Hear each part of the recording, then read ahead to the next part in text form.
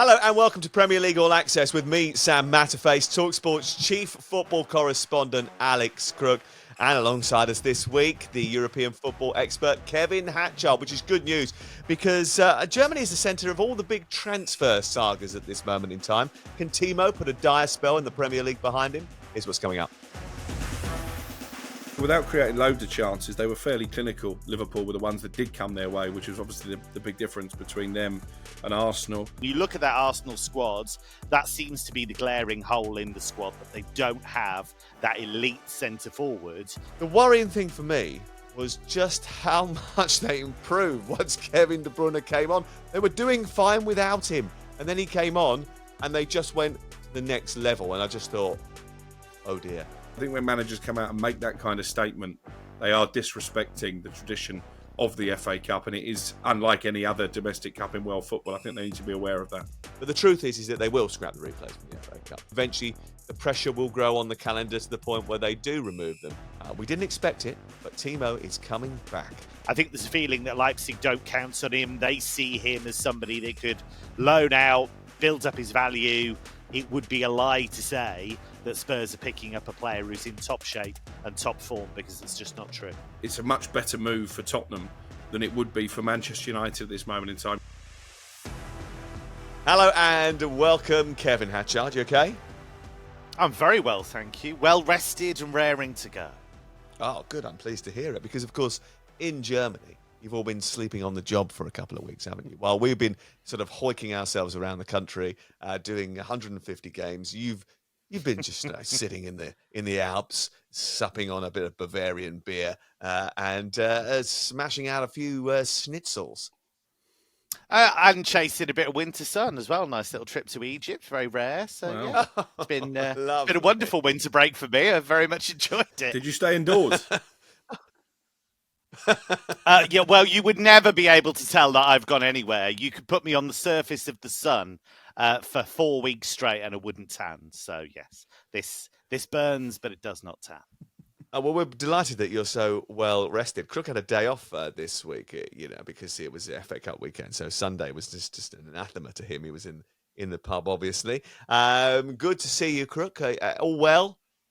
Yeah, very well. I did do games on Friday night and Saturday, so I did my FA Cup shift. And how was Brentford Wolves? Because you had a player sent off after about 25 seconds, didn't you? Yeah, it made it difficult, obviously, for Wolves, but I think it probably tells you where Brentford are at this moment in time, that they played 80 minutes against 10 men and couldn't win the game. They looked devoid of confidence. Thomas Frank said to me afterwards, we could have done with a little bit of Ivan Toney magic. Obviously, he's come out in an interview with our colleague Darren Lewis and suggested that he will be at Brentford for at least the rest of the season, and I think they need him. And then I was at Watford Chesterfield on Saturday, which was a proper FA Cup third round tie. I think the National League leaders really unlucky not to at least come away with a replay. Yes, I thought they did very, very well. Ivan Toney staying at Brentford till the end of the season. Where have you heard that before? We've been saying it all along. Legal access. Right, let's get to the weekend's action. Now starting at the Emirates Stadium. Well, it's not been a great festive period for Mikel Arteta and for Arsenal. After losing ground in the title race with a couple of draws, they're now out of the Cup, and after having lost to Fulham as well, it means it's been quite a difficult couple of weeks. They dominated most of the game against Liverpool, actually, and had some great chances. But I suppose the difference between the two is the fact that they don't have what Ian Wright considered at the beginning of the game a killer, Kev. Yeah, I think that's fair to say, and I think that's been borne out in some of the games. You know, they haven't gone out and got somebody who you would regard as maybe a 20-25 goal a season player at centre forward. You've got Gabriel Jesus, who's had lots of injury problems. He does the link play very, very well. He brings a lot to Arsenal's game. Would you rely on him to score in volume? Not necessarily. And so he went with other options. He went with Kai Havertz in this game, and that didn't work out. So that does seem, you look at that Arsenal squad, that seems to be the glaring hole in the squad, that they don't have that elite centre-forward who's going to get you goals.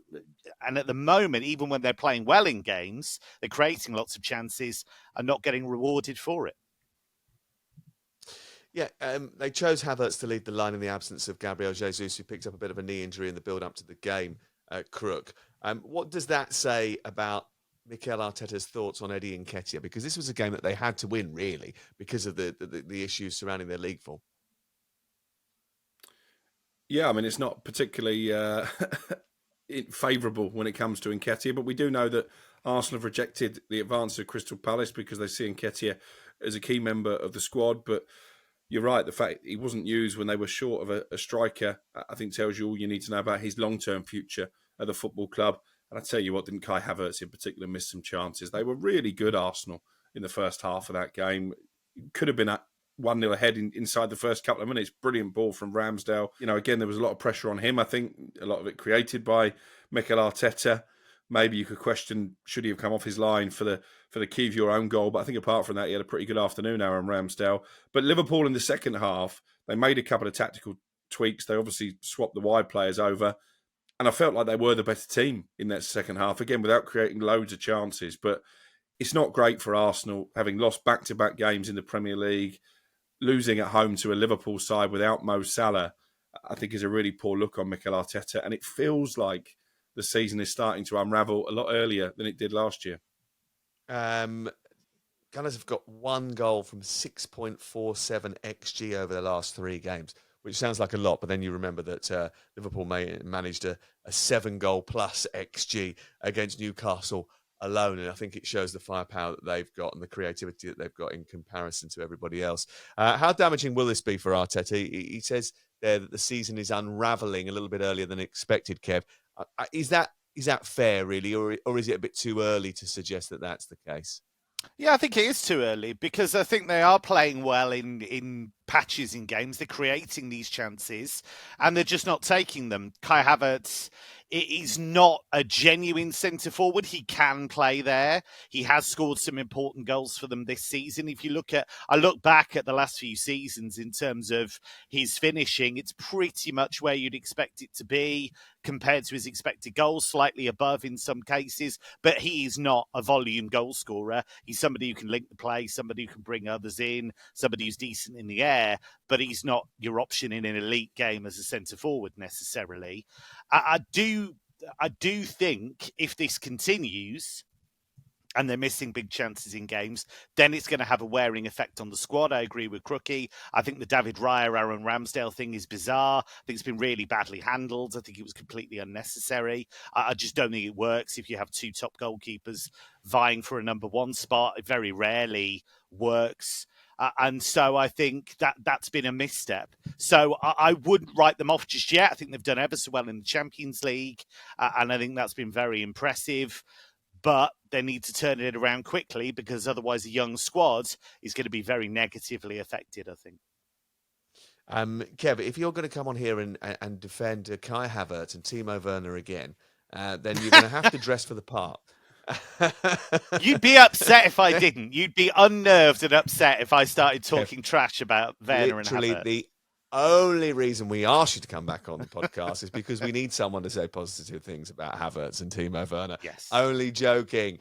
We love you. And listen, I will always cherish the moment that Kai Havertz gave to me. As for Liverpool, professional performance from them. A quick word on Bobby Clark as well, taking one for the team late on. Tactical foul, yellow card. Bit of defensive nous, quite like the look of him. He's the son of Lee Clark, the former Newcastle and Sunderland player. Konate, I thought, was very, very good in the game. Probably one of his best performances in a Liverpool shirt. In fact, maybe his second best performance in a Liverpool shirt. His best might be the FA Cup semi-final, where he scored against Manchester City. I think maybe the FA Cup brings the best out of him. I don't know. And Jota seems to be scoring goals now. I mean, obviously didn't score at the weekend, but if you look at his record, since he came back, he had a bit of a barren spell, and then he's gone on a very, very good run, actually. Someone said to me yesterday that they believe, I think it was Tash Dower, actually, during the commentary of Manchester City Huddersfield, he's the best finisher that they've got at this moment in time. And without Salah, he's going to be incredibly important, Crook. Yeah, it was always going to be interesting to see how they would cope with such a a big name player missing, and obviously Jurgen Klopp has come out and said there isn't really a like for like replacement. There maybe isn't a like for like replacement in world football, so it does add a little bit of pressure. But I think, as I say, without creating loads of chances, they were fairly clinical. Liverpool were the ones that did come their way, which was obviously the big difference between them and Arsenal. And I think you could see what it meant to Jurgen Klopp at full time. I think it felt like a statement victory without their talisman, and maybe the likes of Diaz and Jota and Nunez will now step up and fill that void. Yeah, do you know what I love about this podcast? And I was just thinking about this as I looked down at the next item and saw the word Darwin Nunez. I thought we've all got our players and our managers that we love to defend. Crookie loves Rammers. He's always on the side of Rammers when it comes to his Arsenal predicament. He obviously stuck up for the little boy Genius for a very long time, when others had spotted there was a few weaknesses there. Kev always loves anybody who's got any German parentage. And Mason Mount can do nothing wrong in my eyes. But we do need Scott Minto, really, don't we, here today, to sort of stick up for Darwin Nunez, who looked effective from the left-hand side, but again missed a few chances in that game. I actually do think, Kevin, I don't know what you think, I quite like his presence. I think he causes problems for other teams by his sheer physical power. There's he's rough around the edges. There's no doubt about it, and he does almost need sanding down a little bit. But he is a problem for other teams. I'll happily stand in for Scott here. I love him. I think he's a brilliant player. I think you're absolutely right. Brilliant. It is. No, I think he is. I think there is enormous potential there, because the chaos is right. He always affects the game. If he's on the pitch, he always affects the game. He'll do the most appalling things. You'll think, how is he even on the pitch sometimes? But he's a nightmare to defend, because he'll just get up and he'll go again. And I do think under Jurgen Klopp, he will learn, he will grow. I know that's been a process that's been ongoing for a while, but I wouldn't want to face him if I was a defender. He's strong, he's quick. He does, as you quite rightly say, Sam, he's got that ability to pull out wide. And that causes problems as well, because he drags players into areas they don't want to defend in. And so I think if you look at the Benfica time, yes, that's a league where Benfica dominated a lot of games. He was going to get a lot of goals. But I do think he's got that capability to score 20-odd goals in the Premier League at some stage. Yeah, and looking around, we still need someone to come on and be the one who sticks up for Anthony, who has got 0 goals. That isn't going to happen. 0 assists. We need to find someone. If you'd like to come on and be our Anthony defender, 81089 on the text. Right, okay. Let's look at some of the other headlines from the weekend's Cup action now as we go around the best of the FA Cup third round. Let's start with a routine win for Manchester City. After about half an hour of this game, I was sitting there and I was thinking to myself, wow, I think Huddersfield are doing really well. They started brilliantly. They started playing a little bit like Manchester City for about 90 seconds. And then it sort of reverted to type, and they were defending the edge of their own box. They had a couple of breaks. Sorba Thomas got in behind twice. And I thought, wow, we could have something special happening here. And then after 33 minutes, 2 quick goals ended anybody's dream. It wasn't quite Golden Lion of the French 9th Division against Lille in the French Cup, which finished 12-0 to Lille. And by the way, what a journey that was for them. But it was pretty close to being about as one-sided as you could possibly get. I think the possession stat said something like 85% for Manchester City. The worrying thing for me was just how much they improved once Kevin De Bruyne came on. They were doing fine without him. And then he came on and they just went to the next level. And I just thought, oh dear. Kev? Were you feeling the same as a Liverpool fan? Yeah, it's the fact that he just has that innate ability to pick a pass that you wouldn't even see coming. And it's the fact he's got that. Pep Guardiola's talked about, it's going to take him a while. He might not find his rhythm. We're not expecting his level, but he's just got it innately within him. And I think it's not going to take him long. Phil Foden's been filling in that 10 role superbly. Julian Alvarez has done brilliantly at centre-forward without Haaland. They look really dangerous to me. I know that they've been a bit wobbly in a fair few games this season, but they've got players coming back from injury. They've got so many options in so many positions. I think the only thing that would really upset them is if Rodri was injured in the long term. I think that's the only thing that would really upset them. I think we're in for a hell of a title race. I think Liverpool have done brilliantly to rebuild as quickly as they have. We'll see what happens to Arsenal, but I think Manchester City, to me, look like they're doing it again. They're just hitting that top couple of gears just when they need to. Yeah, I mean, it almost took him a little while to get into it. In fact, if it hadn't have been for a little deflection, Oscar Bob's cross-come shot would have fallen to him and he would have scored with his first touch, Kevin De Bruyne. And that would have been a real surprise, wouldn't it? He and Phil Foden, though, have a bit of an issue in that they both want to play in a very similar position. How are they going to get them both in the team? Well, it's quite a nice headache to have if you're Pep Guardiola and you're competing on multiple fronts in the second half of the season.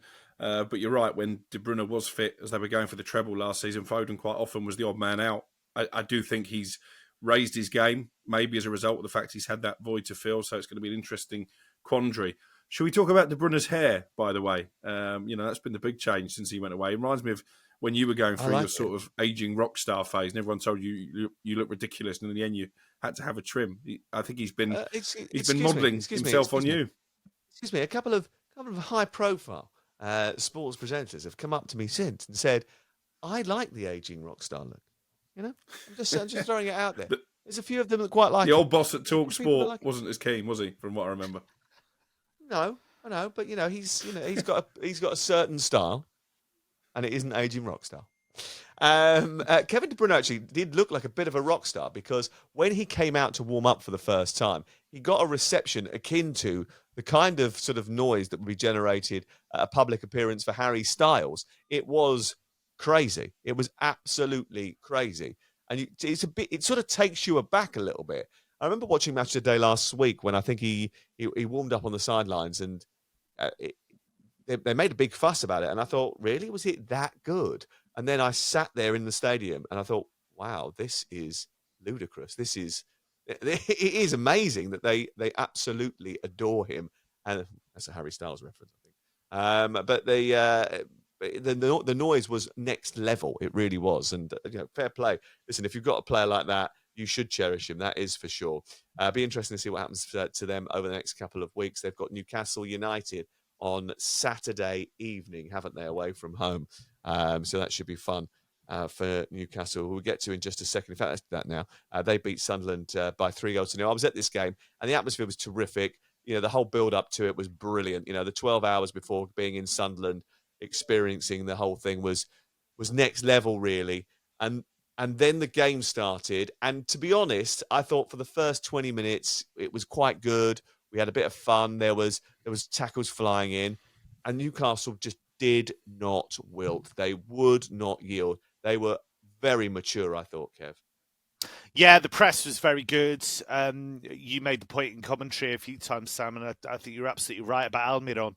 He's so dangerous without the ball, actually, with the pressure that he puts on. Goals at key times as well. That second goal, absolutely critical. And it's just naive errors. And, that's understandable. Michael Beale talked about the gap between the two teams afterwards. He's absolutely right. And that gap was there for all to see. You need to be at your maximum against a team like that and hope they get below their level. And that just didn't happen. Isak, I'm a big, big fan of. I think we all are really on this podcast. He remains a really, really exciting and important player for them. I think he's getting better all the time. And there's real passion from him as well. We talk about his technical ability. We talk about what he can do with the football. But there's a real fire in him that I've always really liked. And, when he was a younger player, he admits it got him into trouble at times because he was a bit lippy at times. But I think there's a super player in there. It was a really important win for Newcastle, given the fact they've had a really awful injury crisis and a bad run of form. What's the best thing about Alexander Isak? It's when he opens his mouth and you realise he sounds like he's from South London rather than from Sweden. It's quite amazing. His English accent is unbelievable. I don't know if it's got a little bit of Geordie twang now, but he's certainly got his ability to speak English is next level, and he does sound like he is one of the lads from South London. It's very strange. There's a couple of clips that have done the rounds on YouTube, and you're like, what, really? Is that him? He is. So I thought someone had put an AI voice over him at one stage. Disappointment for Sunderland then, and disappointment, Crook, for West Ham, Forest, and Luton. Luton have ruined everybody's life, right? Because by drawing with Bolton Wanderers, it means that their Premier League game, which was supposed to be on Monday, which we were all going to, and we had a big outside broadcast plan, now has been shifted to Friday night. Cheers, boys. We've now got to change all our plans. We're going to Burnley on Friday night for the Burnley versus Luton. I think it's a really important game. It's a good game. But the fact that we've got there and then we've got to get to Chelsea by 9 o'clock the next morning, not ideal. So we're blaming Luton for that, right? But it's a disappointment, I think, for all three of those teams to have their winter breaks disrupted by replays they should really have avoided. You can get a lift back on the Luton team coach. Rob Edwards is well disposed to talk sport. I'm sure he'll give you a lift. I'll do that. No problem. Yeah, I mean, the question in the running order is which one of these teams could do without the replay the most, and you'd probably go for the two teams who are sort of entrenched in the relegation battle in Luton and Forest. I was surprised that West Ham didn't get the job done against Bristol City. I thought David Moyes named a strong enough team to win that game, and especially having taken such an early lead, he'll be frustrated. But actually, speaking to a couple of Premier League managers over the weekend, Thomas Frank came out straight after their game and said replays should be scrapped. You know, the calendar in 2024 doesn't lend itself to replays. I'm torn on that, you know, because I'm a traditionalist, and I think for the smaller clubs, Bolton will relish the opportunity to get Luton back to their stadium.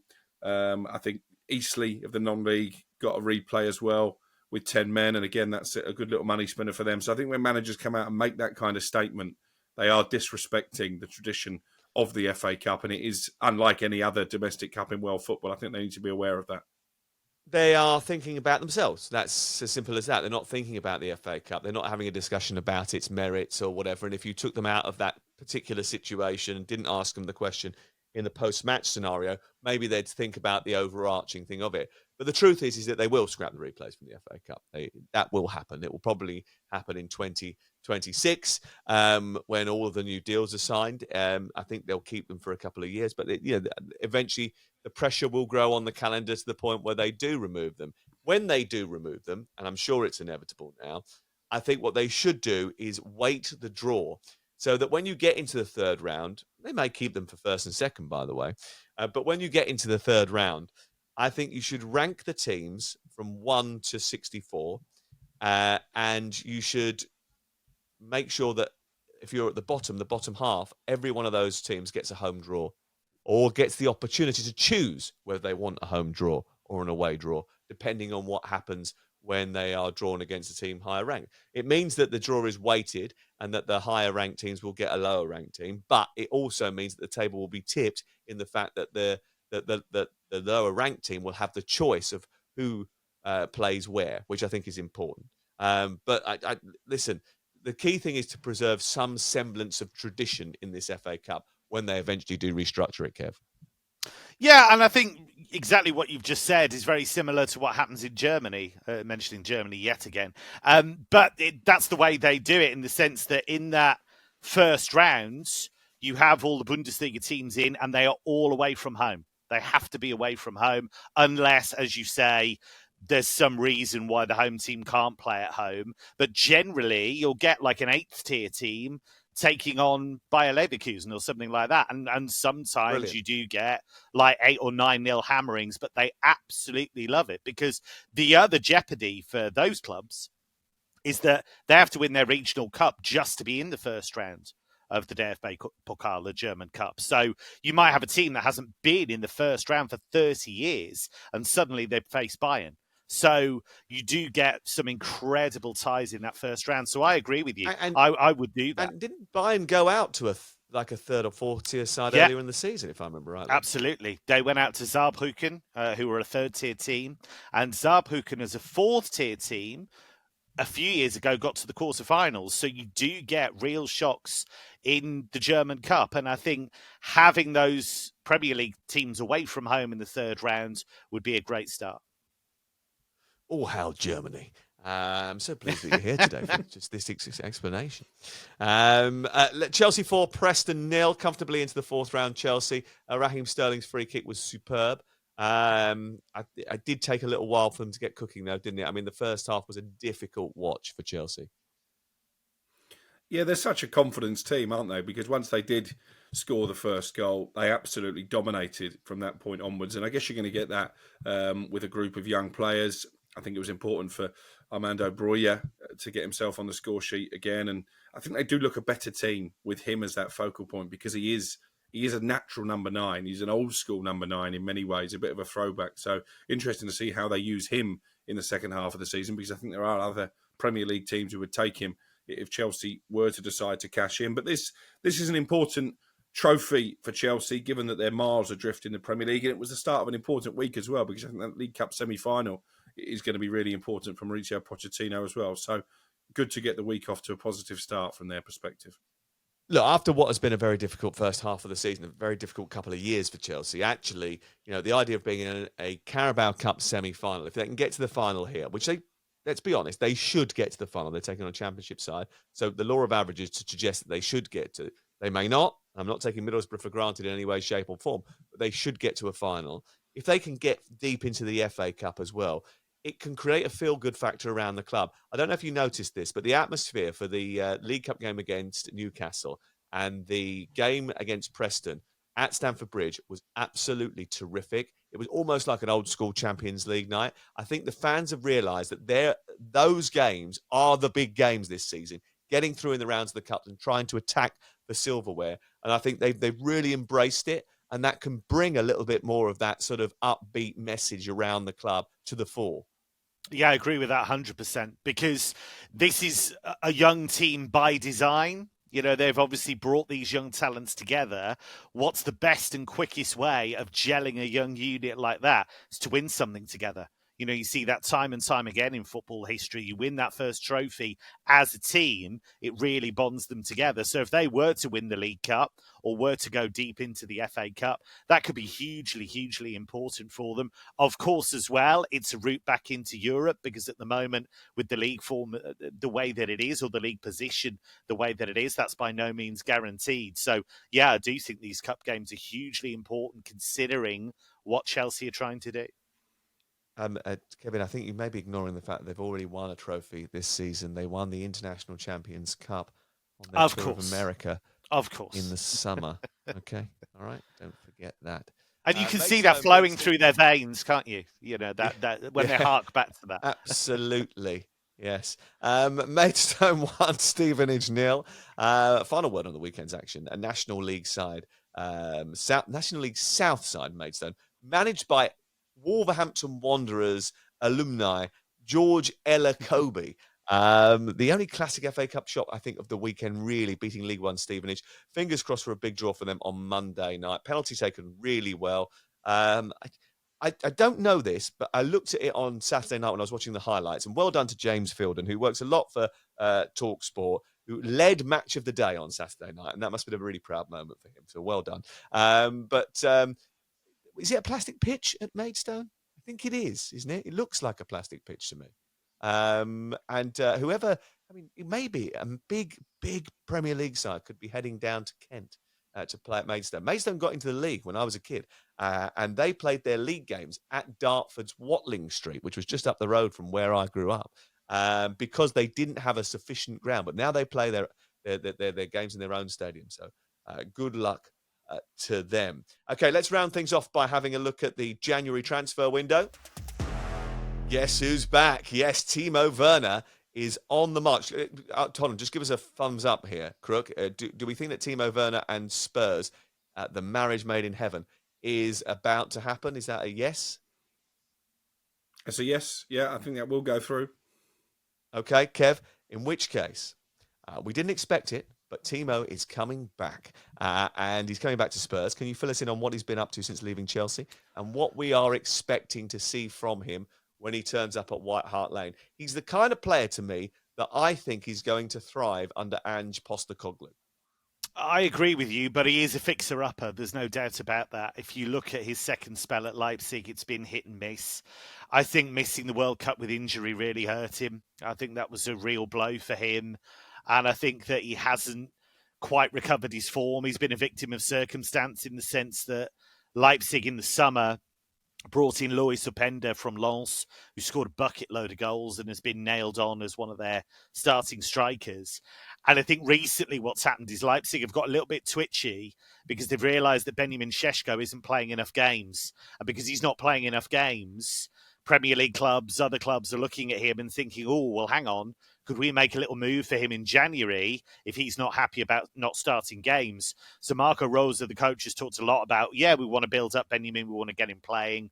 So there's just no room at the inn for him. And so I think there's a feeling that Leipzig don't count on him. They see him as somebody they could loan out, build up his value. Maybe if he comes back in good shape, they could use him. But at the moment, he's nowhere near being first name on the team sheet.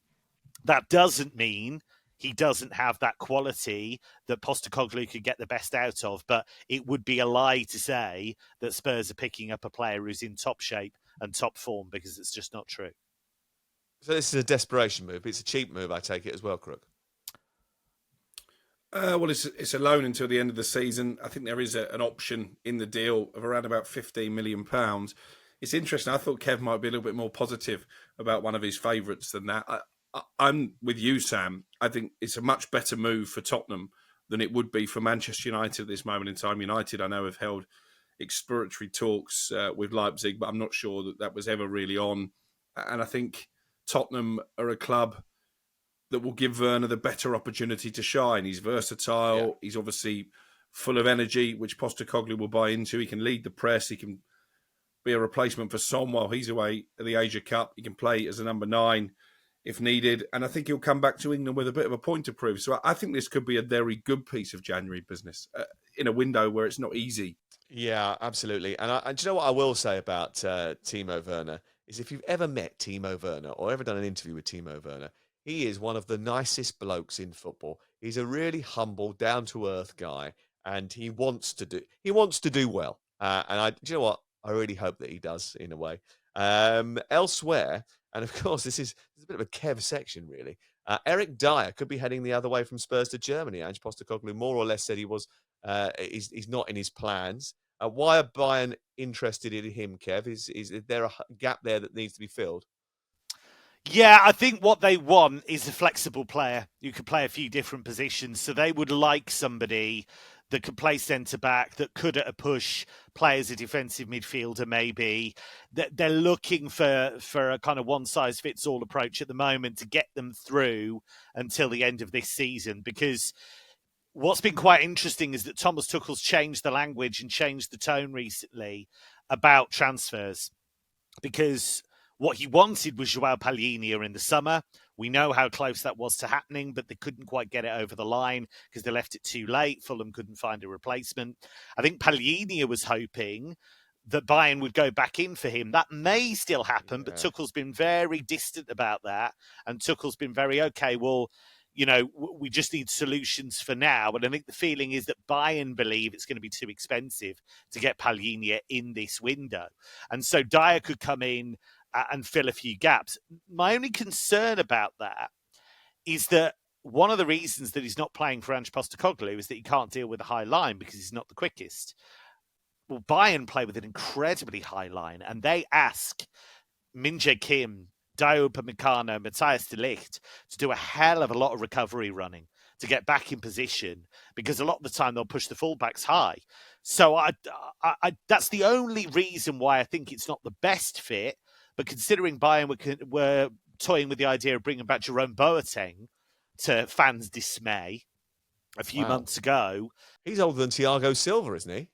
Yeah, I mean, it's the other thing as well is that he's had off-the-field problems, which BeIN fans were not happy about the prospect of him coming back. So look, I think it makes sense as a short-term deal. I'll be very interested to see how he does, considering how Tuchel operates his defence. Just one very quick one on Werner, by the way. I do want him desperately to do well and think he could. I think all the potential's there. Do you want that on the record, Kev? Do you want that on the record? Yes, please. Because I was a bit negative, rightly so, to start with. Slating the Timo of now. The Timo under Ange in a couple of months could be a totally different story. I do feel like we're a little bit sort of doing. Is this not the transfer window from 1997 or something? No, 2017. Because Jadon Sancho is heading back to Dortmund. I've heard that one before. What's the reaction to Germany been like to that deal, Kevin? Because let's be clear, he did such a good job at Dortmund the first time around. I'm sure there are some people that still hanker after him. However, his spell in England has been nothing short of underwhelming. And yes, it's ended in a row with the manager, but actually, even prior to his fallout with Erik Ten Hag, his spell back in the Premier League has been poor. Yeah, it has. There's no getting away from that. And I think he has to carry the can for a fair share of that. I think he joined a club in flux that wasn't set up for him to do well, but he has to hold his hands up, and he's made big mistakes too. I think in terms of the reaction in Germany, it's been quite interesting, I think, because you would think that would be plastered everywhere. It is a big story, but I think it's kind of detached curiosity in general. How is he going to do? What shape is he in? And even with the Dortmund press, it hasn't been dominating the headlines because there have been a couple of big coaching moves at Dortmund. There's been a lot of speculation about their head coach, Edin Terzic. They brought back a couple of older players, haven't they, to be his assistant? Yeah. So Nuri Sahin, who was doing well with Antalyaspor in Turkey as the head coach, he's come in as an assistant. Sven Bender, who was a brilliant player for them and a real leader, nicknamed Iron Man when he was there, he's come back and he's going to try and sort out the defensive side of things. So that's been taking up a lot of their column inches really in Germany and specifically in Dortmund. I think when it does happen, there'll be excitement, no doubt, but I think there's an awareness that they're going to have to be patient because they're not going to get the Jadon Sancho initially that scored bucket loads of goals and got loads of assists in Germany. There's real respect for him as a player, but I think there's an awareness as well that he's joining a Dortmund team that's a bit up and down. So again, just as with Werner, I really desperately want this to work for him. He's one of my favourite players. I've never made any secret of that. But I'm sad for him, the way this has turned out, and I really hope this is the start of something special for him. And I'm sure that Nuri Sahin will not be the head coach by the time we get to February. I'm sure of it. Yes, that's the running joke at the moment in Germany. Absolutely. I'm pleased I fit in over there. Yeah, very good. Arsenal, after anyone, Crookie, after their little stutter, will they look to sort of solve their problems in the transfer window by splashing a little bit of cash? Very difficult to do that with a sort of in an effective way in January. You need to have a sort of more considered plan, I think. Yeah, and I think Mikel Arteta has stressed that every time he's asked, particularly, are you going to bring in a number 9? He gives the same answer. He gave it to you a few weeks ago. He's given it to me. He gave it again to Carrie Brown, our television colleague at the weekend, and said, we need to put our faith in the players that are here. So I don't see a big money centre forward. I think a deal for someone like Ivan Toney or Osimhen, now he's signed that new contract, is simply too expensive in a January transfer window. And this is a club who've invested a lot over the last few windows, so they're going to have to be as aware as anybody about the Premier League's profit and sustainability rules. We know that they're looking to bring in a left back. They've been linked with Hato, the youngster at Ajax, but again, I think that's probably one for the summer. I keep coming back to Amadou Onana at Everton as somebody who I think Mikel Arteta is a big admirer of. We know that Everton have got some financial issues, so I do think something might happen there between now and the end of the window, but they're going to have to be creative, I think, with the players they've already got. Emil Smith-Rowe came on only for a few minutes, didn't he, at the end of the game on Sunday. I think he's someone that a lot of Premier League clubs would be interested in, and maybe Arsenal could cash in on him. El Neni, I think, could be another who could depart. There are teams in Turkey and Saudi looking at him. And then there's Thomas Partey, who simply is never fit. I think if Arsenal did get an offer from Saudi Arabia, they'd be willing to sell him. So I think they're going to have to get players out before they can necessarily strengthen. Okay, quick roundup of some other stories. Give us a sentence on Danny Ings. Well, Danny Ings is on massive money at West Ham, and that's a problem for the type of team that would like to sign him. I know that he's on Wolves' potential list of targets, but I think West Ham, if he was to go out on loan, are going to have to pay quite a fair percentage of his wages. But I do think he's someone who could move to one of those teams fighting against relegation between now and the end of the window. And Calvin Phillips, he won't be on that much money at Manchester City, so I'm sure someone can afford his wages. Well, he didn't feature, did he, in the FA Cup at the weekend? I think that's quite telling. I think normally he would get minutes under his belt, but don't you dare question the integrity of the manager. That was illness. I think if you're a club looking to sign Calvin Phillips and you're still in the FA Cup, you'll be quite pleased that he isn't cup tied. So who would that be, possibly? Well, Newcastle are still at the table. Newcastle are still there, but again, I think financially, as we mentioned last week, the loan fee, the obligation to buy is a problem. They'll get it done. They'll get it done somehow, some way. They get it done. They're just bartering. It's called negotiations. That's what it is. It's all about negotiations, isn't it? Manchester City don't want him on their books. They don't. He's costing them a lot of money in wages every single week. He never kicks a football. They want him off the books. So actually, do you know what? They're not competing with. They were never competing with Newcastle anyway, right? So there's no way in this earth that it's going to be a massive problem for them to give him to Newcastle. Any deal that happens is beneficial for Manchester City. If he goes there and they pay 1% of his wages, he's playing football, therefore maintaining or increasing his value if he has a great spell, and they've taken 1% less off of the Manchester City wage bill. They will come to a deal at some point, but they are waiting to see if somebody else will pay more for him or less for him, whatever.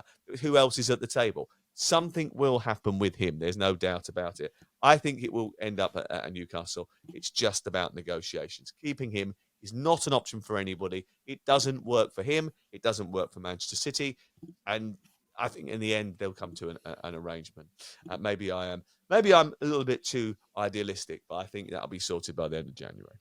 FA Cup third round continues on talkSPORT. Tonight we're doing that. I mean, this podcast may well have gone out after the conclusion of that game. And it's good news because Crookie wouldn't have turned up had Manchester United have gone out to Wigan. Middlesbrough-Chelsea Carabao Cup semi-final is Tuesday night. That's live on talkSPORT. Wednesday night, Liverpool-Fulham is also on talkSPORT. And Friday night, Burnley against Luton now live on talkSPORT. And Saturday morning, we've got Chelsea against Fulham. So a lot to look forward to over the course of the next week. We've had a really busy time over the course of the last week. And then the following week, there'll be loads of FA Cup replays as well. So there's lots to get our teeth into as January continues. We'll be back in on Thursday to have a look at all the weekend's Premier League action. We'll join you then.